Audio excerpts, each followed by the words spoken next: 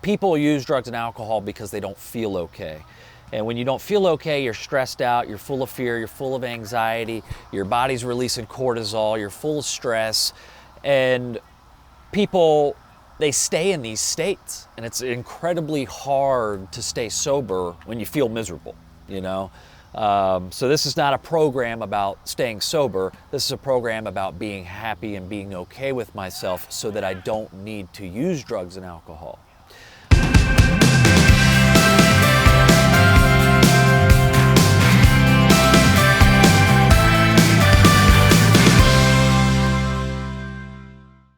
So I'm Matt, I'm a recovered drug addict,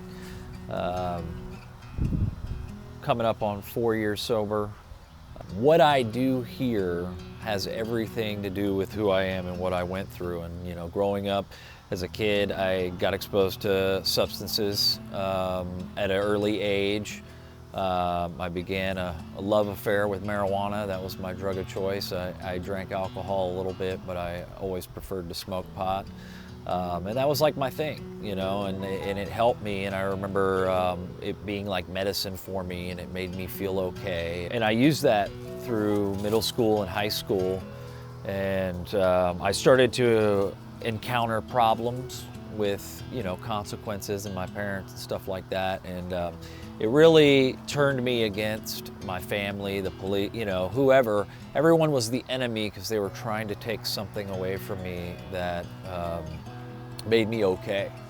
However, that ended up escalating. I didn't realize at the time that I wasn't just a pothead, I was a marijuana addict. You know, I wasn't using the substance recreationally, I was using it to medicate myself.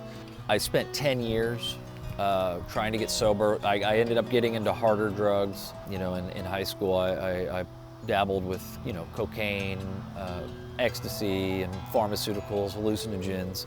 And then I ended up starting to inject cocaine, which led me to heroin in an 8-year battle with opiates. I spent 10 years trying to get sober, going all around the country, meeting all kinds of people, going to different places, just looking for an answer.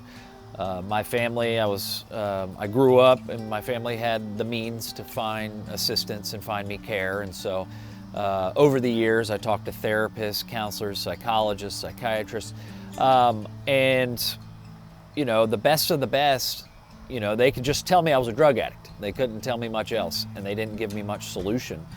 And so, you know, I spent 10 years in and out of facilities. And the craziest thing happened 5 years ago. I came into contact with Any Length. I came into contact with Any Length Sober Living.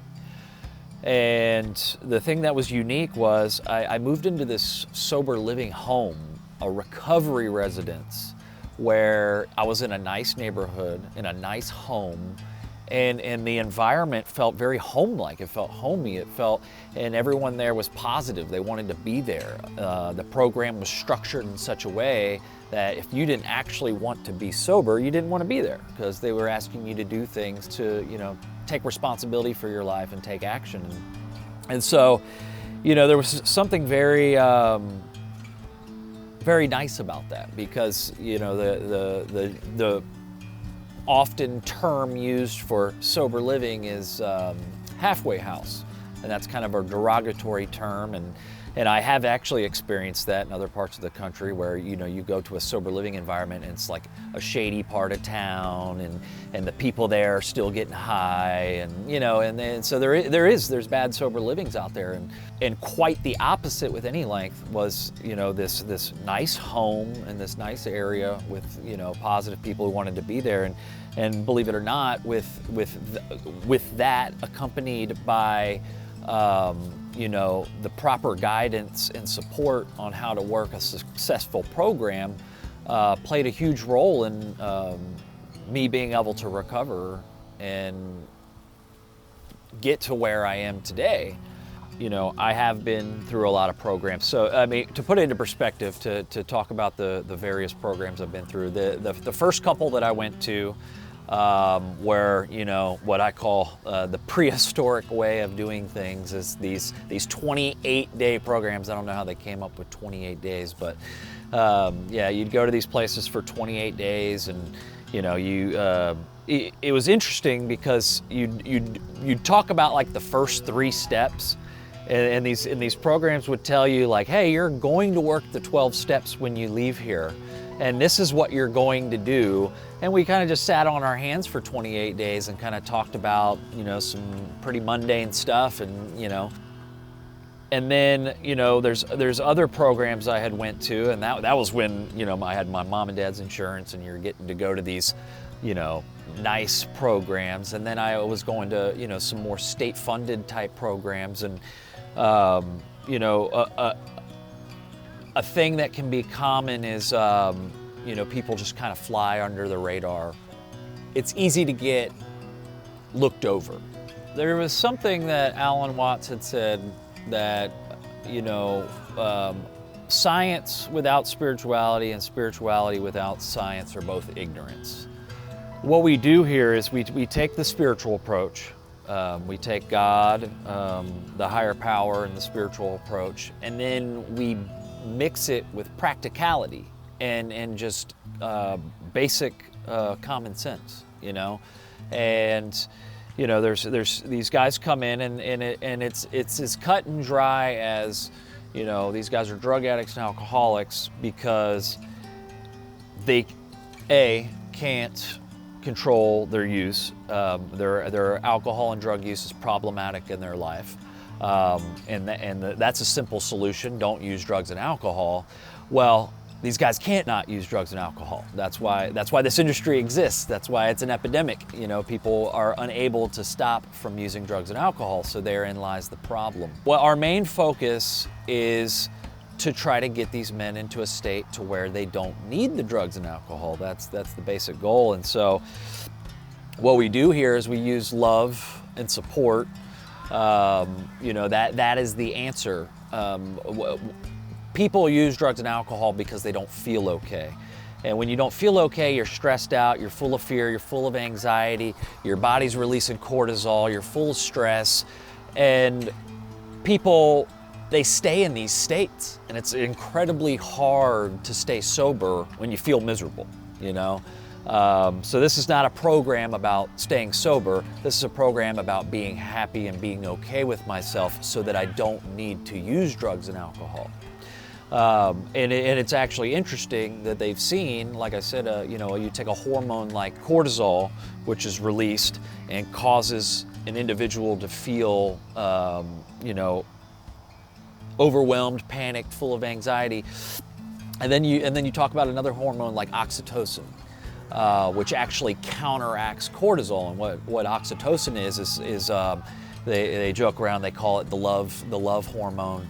And what happens is through support, through the connection, the unity, the brotherhood, and all the things that we do here, we find a way to address these anxieties, these fears, the stress that gets us to use drugs and alcohol again, and we find productive, therapeutic ways to help heal one another and give each other the support that we need.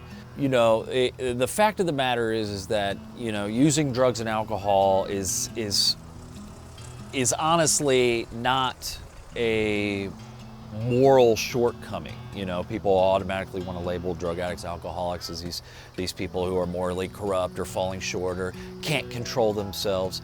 But the fact of the matter is they're medicating this feeling of disconnectedness, isolation, fear. And so these drugs work really well, you know. And what happens that they've seen even with animals in the animal kingdom, that if I'm in a state of fear and I don't feel good and I feel isolated and I'm sad and I'm experiencing all these things that people experience, when I take the drugs and alcohol, they work very, very well. And they send a signal to my brain and kind of say, hey, brain, we're okay now. and kind of tell me that I'm all right. And so, but eventually over time, the brain always wants to return to homeostasis.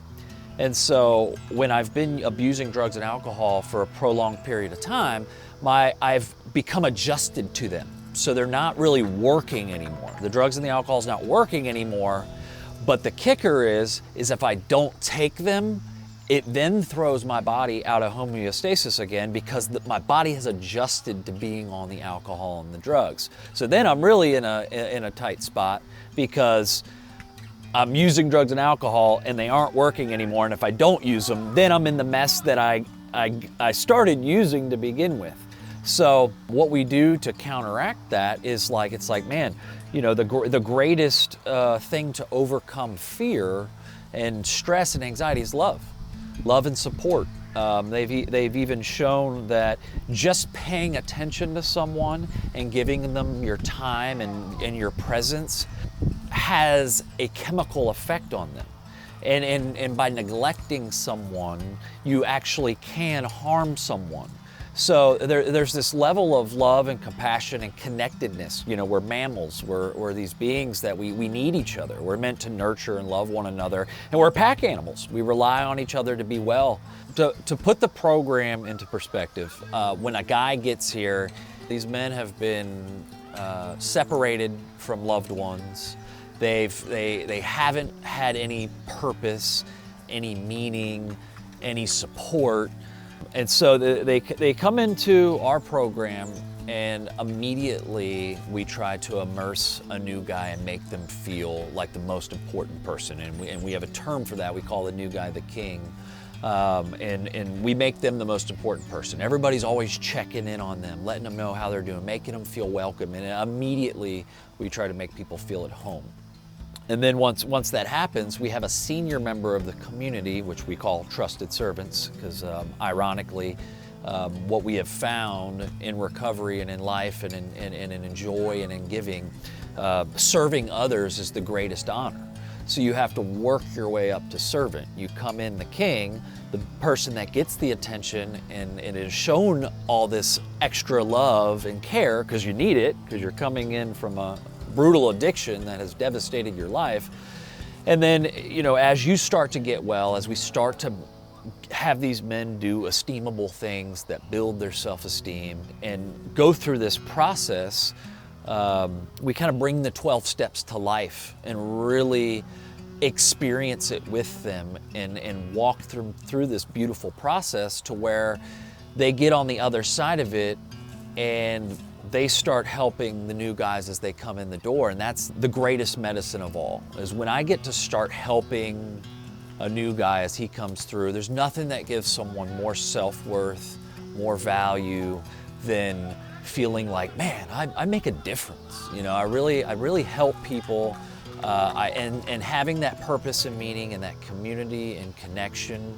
That's what has the power to overcome the fear and the anxiety that drives the addiction. So recently, just offhand, you know, I've gotten to witness some beautiful, miraculous changes. You know, it's like the analogy of the caterpillar becoming the butterfly while they're here. I've talked to 2 sober livings recently. One sober living said, man, we love Any Length guys. We know that when they come here, they're gonna do their chores, they're gonna make their bed, and they're gonna follow the rules, you know. And another program told me, you know, I don't know what you're doing with your guys, but I don't have to worry about them. When they come into the house, they add to, don't take away from. And that's what we're all about at Any Length is packing the stream of life, contributing to the world. Leave it better than you found it. Not even the same, leaving it better than you found it. We teach these men to improve everywhere they go. We want to make an impact. We're going to have a ripple effect regardless. You know, so if that's going to be a negative one or a positive one, everywhere we go, we affect the people around us. And so what we've seen with the guys leaving from Any Length, is they're making that positive impact. It's noticeable. Sober Living, they want us to send them people. They like our guys.